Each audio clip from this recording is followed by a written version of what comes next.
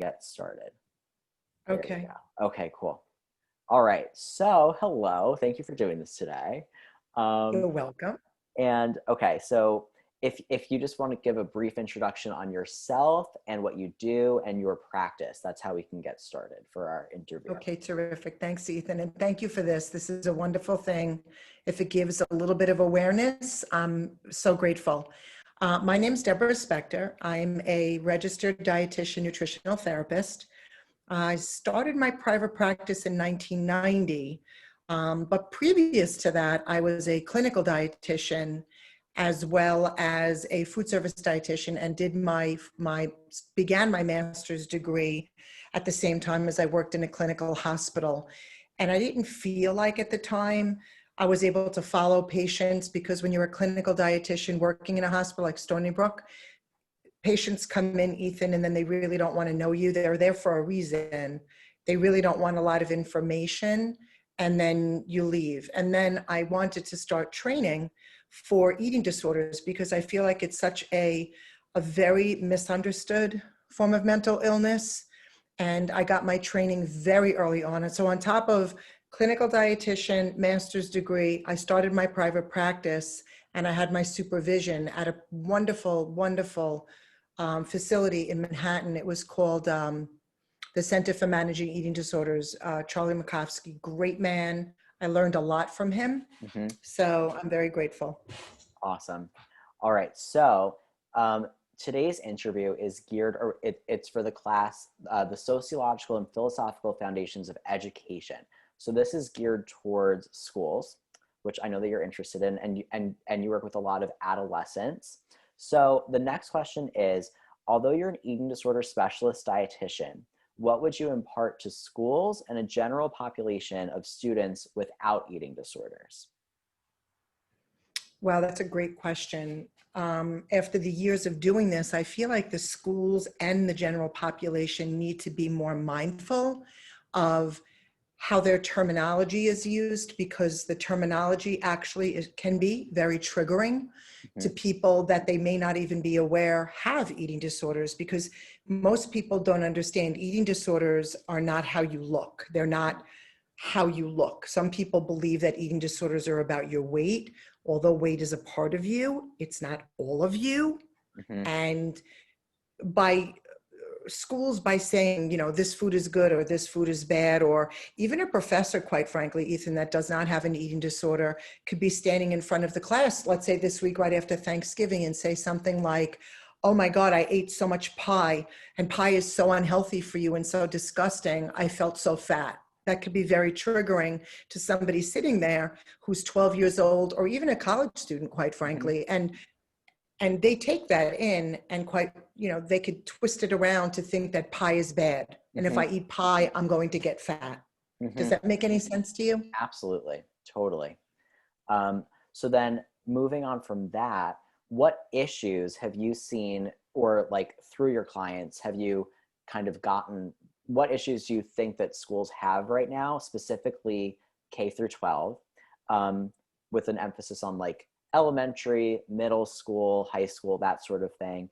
What issues do you see there in terms of eating time? So I know that there's been a big issue to come up with some interviews with teachers for this topic, that start times are so early that kids might not eat breakfast, or lunch is at 9:30 or 3, etc. So yeah, what issues do you find there? Very interesting topic, Ethan. This is actually a strong hotspot for me, and it's been for a very long time. When I was a kid, and I'm higher level degree, just like many supervisors and superintendents in schools, we always had lunch. I even proposed to the Comac School District, that's where my children went, that they should set a standard time that children should have lunch, like in middle school or high school per se, because they need not just nutrition to feed their brains. I mean, cognition is carbohydrates. We need carbohydrates for cognitive function.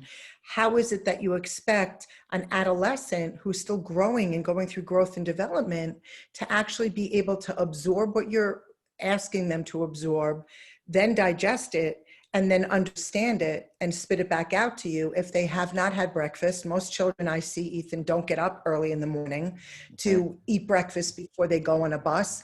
And without lunch, which a lot of school districts are taking away from children, and or lunch is at 9:30 in the morning, then they have after school sports and curriculum or music or theater or something.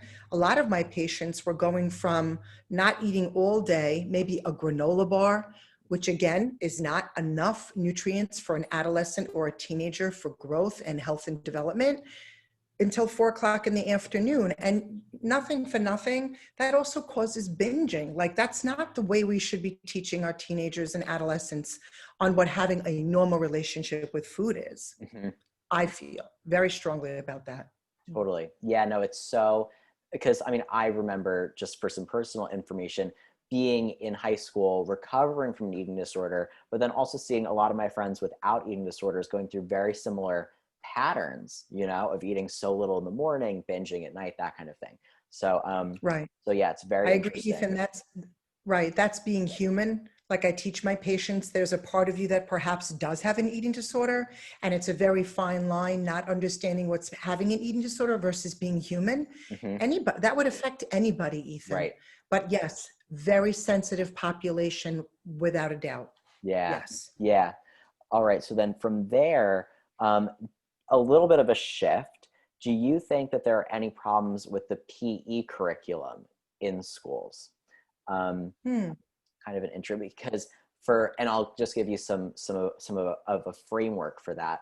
We discussed in class a bit how a lot of the time in phys ed, kids have to go through a unit where they're measuring their body fat, or where they're doing certain tests, and they get like a grade on things like body composition, right? So what issues along those lines do you think that there are within the physical ed curriculum within schools, K through 12? Okay, so on that topic you just brought up, I Hmm. think that that should be taken out of the curriculum because Hmm. it brings very strong attention to body image. And again, with the adolescent and teenage population, Ethan, everybody grows at certain rates. A lot of it's genetics, a Hmm. lot of it's just at that stage of development that you are. For instance, you can go to a chorus, concert in middle school, and everybody looks awkwardly different. Hmm. Everybody, because Yeah. that's the top age, right? Not just of eating disorder development, but it's the top age that your body is going through puberty and growth. And there's this big part that has to be, we all go through that differently. Although we may have timelines, or I may, as a dietitian, have learned the timelines, its change is very different. In a physical education curriculum, in an emphasis of body image, they really need to pull back a little bit on some of the pieces that you just shared with me Hmm. that can be very triggering, not just to people with eating disorders, but can actually promote eating disorders because it draws attention to your body not being perfect or looking like a standard. Hmm. Then nobody looks like a BMI chart. Right. Nobody looks like, right? A BMI chart, Yeah. interesting enough, I have problems with BMI charts through the phys ed curriculum. You have boys that play football who have no body fat percentage and can show up on a BMI chart as morbidly obese. What kind Hmm. of message is that giving? Right. Okay. Right. So interesting that you brought that up. I agree with you. That Yeah. needs to be tweaked a bit. I agree. Yeah. It really is a very interesting thing. I know that I'm actually doing a different interview with a current phys ed teacher from my high school, and I did an interview with the health teacher as well. But the gym teacher that used to work there had that in for years and years and years and years. And then this gym teacher that came in did take that out of the curriculum at Shoreham Wading River, but I know that it's still in the curriculum in so many other places. So it's really kind of insane. But Yeah. okay, so then moving on to the next question, um, through the lens of your practice, how do you think schools could help with body image and food issues among students? That's a great question. I think that the schools need to, in my practice, the four things I promote that I feel the schools need to add to the curriculum: health class, especially, Ethan, phys ed, especially, because that's where kids are really getting information, and the curriculum is the curriculum. So if a teacher or a tenured teacher has to teach a curriculum, they're not going to go against it. I used to volunteer and go up to school. As a matter of fact, Leanna Roseman from Project Heal and I went to Comac once back when I was younger, and she was younger, and we volunteered in health, and we were like during the eating disorder piece, and the kids couldn't believe what was coming out of my mouth. And it helps people to have that sort of like relational piece. I believe in flexibility. That's my number one piece of recovery in eating disorders. If the schools are teaching, Ethan, good foods versus bad foods or healthy versus unhealthy, my adolescents and teenagers hear this. If I eat a bad food, I'm bad. And I have to do something about it.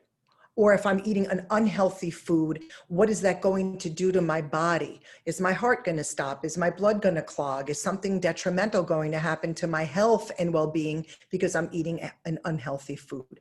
So if schools can tweak their curriculum just a little, I'm not saying I have issues with all of it, just a bit, that they could start teaching the way I teach, which is that we can make all foods fit. You know, there's nothing wrong with eating Taco Bell, Ethan, or pizza or ice cream. If we dissect the food as a dietitian, so for instance, Taco Bell, a little high in salt, a little high in fat, not much fiber. So let's just balance it with another choice that's higher in fiber, lower in fat, lower in salt later. It's not about what we eat as an individual food. It's what the bigger picture is, which is the next part, right? Right. Moderation. Absolutely. It's not right. It's not the bigger thing. It's the little things that make the bigger pieces. So, you know, new diagnosis, which is influx in my office, orthorexia, big problem. Yeah, big. Yeah. Absolutely. Did that answer your question? Absolutely. Yes. So, Okay. and going off of that, so I asked an elementary school teacher that I did an interview with, when they teach about foods, she said by fourth grade, which is the grade that she teaches, kids are already coming in with these notions of like good and bad foods. So it's interesting. I think that it's interesting the difference between kids learning from a young age that there's no good and bad foods versus like with me and a lot of other people in this society in this generation of having to unlearn all of that information about good foods, bad foods, that et cetera. So like, Right. But Ethan, think about that. Fourth grade. I have patients as young as 6, 7, 8 years old. And a lot of that is modeled from home, from social media. Social media is rampant. I feel like that's why my practice is so busy. I'm competing with Instagram and Photoshop and things like this. But if the schools could promote, you know, children go to school minimum 8 hours a day. Ethan, it's their job. So they're with teachers and with their classmates more than their families. Putting COVID aside, if they were in school. So if the school could promote more of balanced eating, right? Not using words as healthy, unhealthy, or good or bad, and having them understand how to make all foods fit, the dialogue would disintegrate. It wouldn't even be around. That would be wonderful for these kids, right? It would, absolutely. It would. And I'm just to trace the two interviews together, what she was talking about was like how a kid can come in with the idea that a banana is a good food and cake is a bad food. So now my next question is, as a dietitian, how would you teach or how would you suggest teaching that those two foods are equal? That was a great question also. So I believe that, like I was mentioning before, like cake isn't bad and a banana isn't good.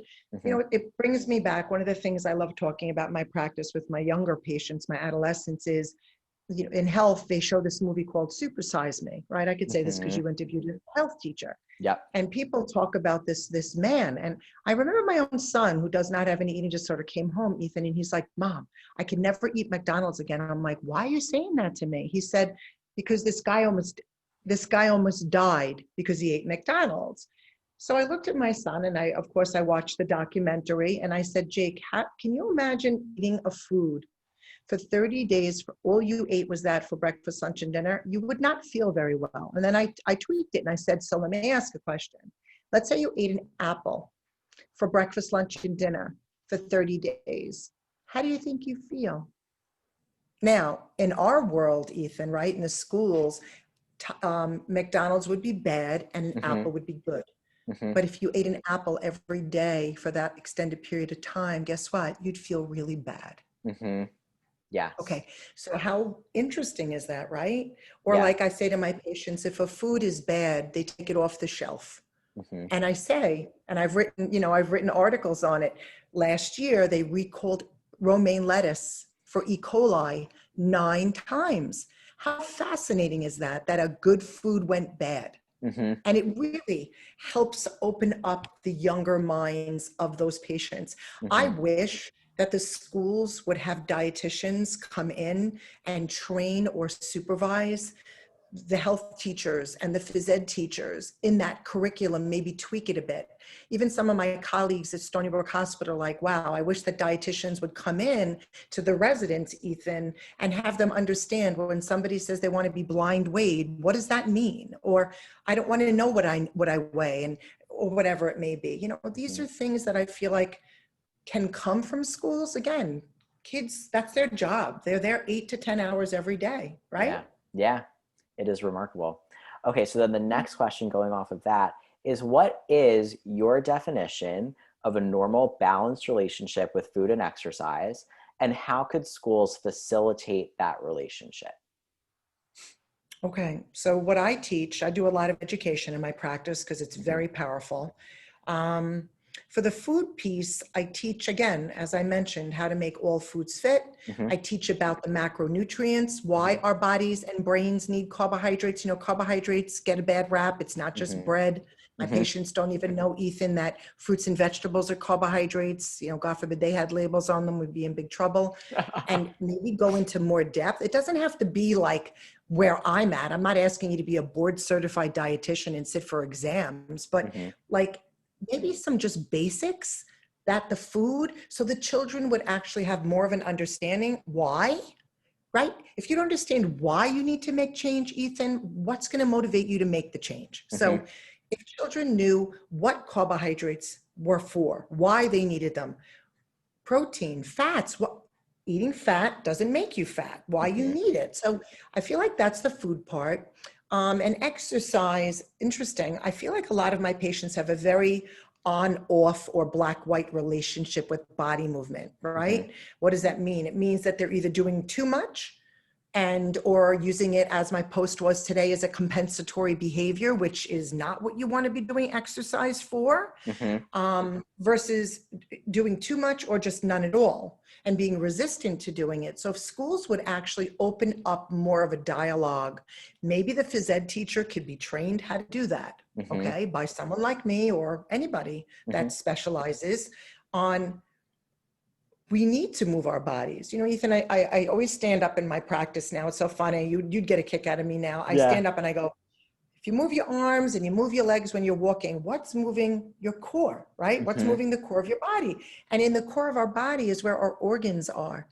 We have to get our heart rates up. We've got to circulate the blood, Mm-hmm. but not every day, not Mm-hmm. all the time, because if we do too much, we can have an injury, and an injury would mean overuse and a strong likelihood of going from 7 days or too much to 0.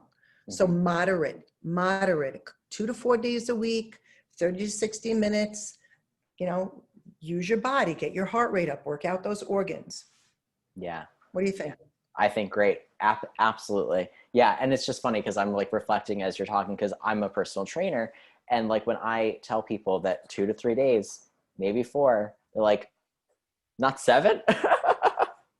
Yeah, exactly. But that's usually because they're doing 0 and and it's one extreme or the other. So they think, oh, I'm doing 0 and I want to get in shape. So I have to do 7, and that prevents them from even starting. So I totally agree. Totally agree. Ethan, the worst day to go to a gym, not that we can because gyms are closed, January 1st. Don't even go. Right? nope. New Year's resolutions. So these people show up and then they're gone by Valentine's Day because they're Yeah. eating candy. Exactly. It's so true every year. But okay, so then question 7 starts out the same way. What is your definition of a normal balanced relationship with food and exercise, which you just answered? And how could that help adolescent body image? Oh, that's a great question. again, it goes back to going to the chorus in the children with middle school, like their bodies are so different. So moderate exercise, you have growth plates inside of your body, Ethan, until you're about 25, which means your bones are growing. So if you overdo or have an injury, it's going to take you a lot longer to heal that, right? So having days off with body movement really gives your body time to repair. And again, throw the nutrition into it. So an adolescent or teenager learns how to appropriately use nutrition. I always say to my patients, if you're reading an article, who's writing the article? My daughter is in nutrition class. This is fascinating. She read a book like so quickly, and she's a nutrition major. She's going to take my practice one day, which I'm so proud of her. Unbelievable. That's And wonderful. she read the book and she's reading it out loud to me. Now, here I am, master's level, board certified. And it's so fascinating to listen to some of it. Some of it was right, and some of it was like, what? And where are you getting that information? So if you can also teach teenagers and adolescents that, I'm not going to mention names of magazines or books, but if you read an article and it's written by an RDN, a registered dietitian nutritionist, we're board certified. We have to sit for these exams that I would never want to do again in my life. It was the hardest thing I've ever taken. And, you know, I'm not just a nutritionist, Ethan. In New York, where we're from, anybody can call themselves a nutritionist. But to be an RDN, you have to sit for exams, you have to be board certified, you have to do continuing education, which all of mine is on eating disorders. So that's my specialization, right? Yeah. So I feel like if people in general want information versus finding it somewhere online, right? The minute somebody finds out they have a problem, I have high cholesterol. Let's talk about something not eating disorder related. They go online, they look it up. Who's giving that information, right? Yeah, So that's part of it as well. There's totally. we are in an American society, so much information. Absolutely. And I'm just curious. So so when you have someone come into your practice that has really bad body image, I'm curious to know, does as they're introducing healthful behaviors, right, when it comes to food and exercise, a lot of the time I've noticed that sometimes body image can really heal before the body, but whether the body changes or not, just from using those healthful behaviors. So what do you see in terms of that within your own practice? And I agree with that statement that you made, which is brilliant. I always say that body image are historically the bookends of an eating disorder. It's usually the first to show up and it's usually the last to leave.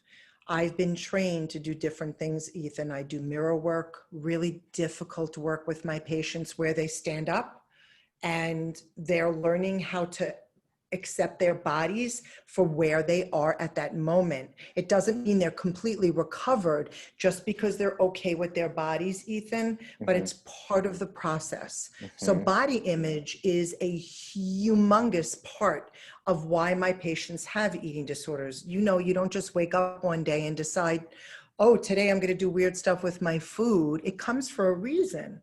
And a lot of it's from confidence, and a lot of it's from self-esteem issues, and a lot of it's about your body.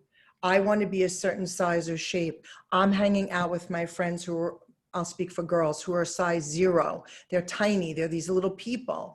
And then people like myself with body image work, we need to explore genetics and how do you feel? And I'm a healthy at every size dietitian. So I believe in body size acceptance and being okay in your body. Ethan, I hate to be honest, your body's going to change. That's a fact.